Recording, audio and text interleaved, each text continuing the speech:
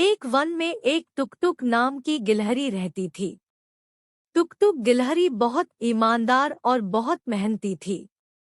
वह जंगल के राजा शेर सिंह के यहाँ नौकरी करती थी। शेर सिंह ने उसे 15 बोरी अखरोट देने का वादा किया था।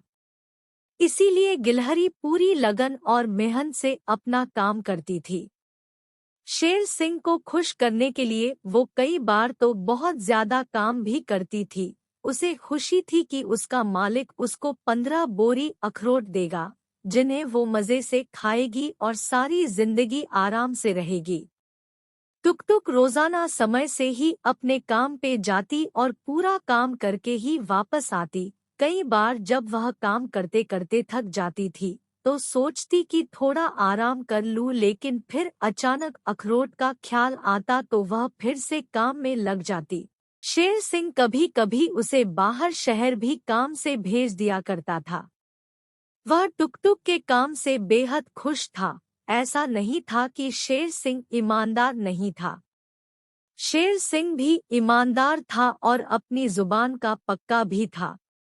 समय का चक्र अपनी गति से चलता गया और फिर एक समय ऐसा भी आया जब शेर सिंह ने अपने वादे के अनुसार गिलहरी को 15 बोरी अखरोट देकर खुशी से आजाद कर दिया। गिलहरी खुशी खुशी अखरोट लेकर चली आई। अचानक उसे कुछ ख्याल आया और उसकी आंखों से आंसू निकल आए।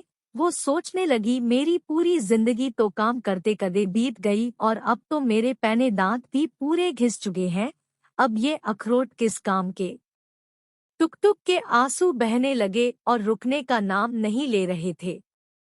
दोस्तों, आज के समाज में कुछ ऐसा ही हाल हम लोगों का भी है।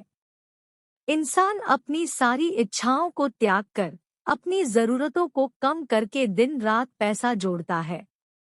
वो सोचता है कि वह आगे आने वाले समय में इस पैसे से आराम और ऐश करेगा, और इसी चक्कर में इंसान ना जाने कितनी तकलीफें झेलता है, ना जाने कितने सपनों को अधूरा छोड़ देता है।